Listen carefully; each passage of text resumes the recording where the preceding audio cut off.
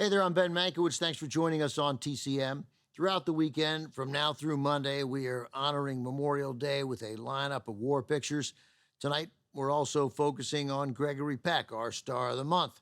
We've had Peck films Friday nights in May, and since Gregory Peck made a number of fine war movies, we were able to seamlessly include those films in this marathon. We just had Gregory Peck playing General Douglas MacArthur in MacArthur from 1977. Up next, Peck returns as a fictional American officer in one of the best war films of its era, released by Columbia Pictures in 1961, The Guns of Navarone. Based on a novel by Alistair MacLean, the story takes place during World War II, follows a group of Allied commandos sent on a top-secret mission to infiltrate a German fortress on a remote Greek island. Their task is to destroy some critical German artillery, two huge guns perched on a mountainside on a fictional island called Navarone. The guns are perfectly positioned, and they have been wreaking havoc on Allied ships. Carl Foreman adapted the screenplay from MacLean's novel and produced the film as well. 4 years earlier, Foreman had co-written the screenplay for another World War II epic, The Bridge on the River Kwai. The screenplay for that film won an Oscar, but Foreman didn't get it. He'd been called to testify before the House Committee on Un-American Activities. Foreman admitted having been a member of the American Communist Party in the late 1930s. He had become disillusioned and he had quit. Still, he was blacklisted because he courageously refused to name names. Initially, Foreman wanted one of the stars of The Bridge on the River Kwai, William Holden, to play the leader of the commandos in The Guns of Navarone.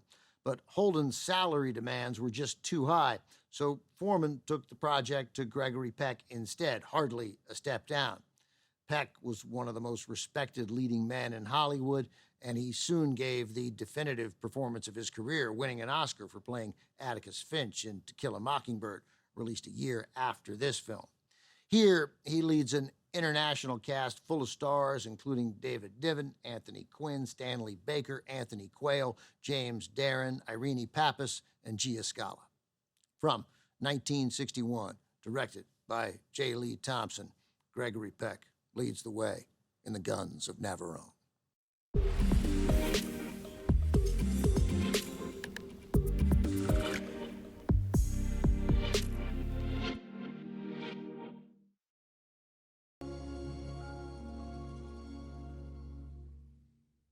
Heading into production on The Guns of Navarone, Gregory Peck had some doubts about the screenplay. He thought the story was just too far-fetched. 5 or 6 commandos, he said, outwitting a whole German regiment. There were 550 chances for them to kill us before we even set foot on the island, but we had to do it with total conviction, even though we were aware it was flirting with parody. Yeah, okay, fine. But you know what? Everyone likes to see 5 or 6 Allied commandos outsmart the Nazis, so this was an easy one to suspend our disbelief.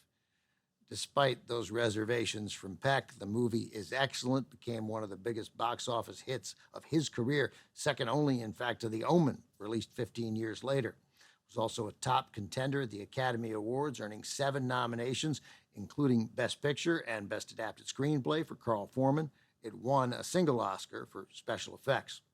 The film also received a nomination for director J. Lee Thompson. Peck and Thompson went on to make 3 more movies together, including the 1962 thriller Cape Fear, which they made right after finishing work on The Guns of Navarone, and will be showing Cape Fear on TCM next Friday night.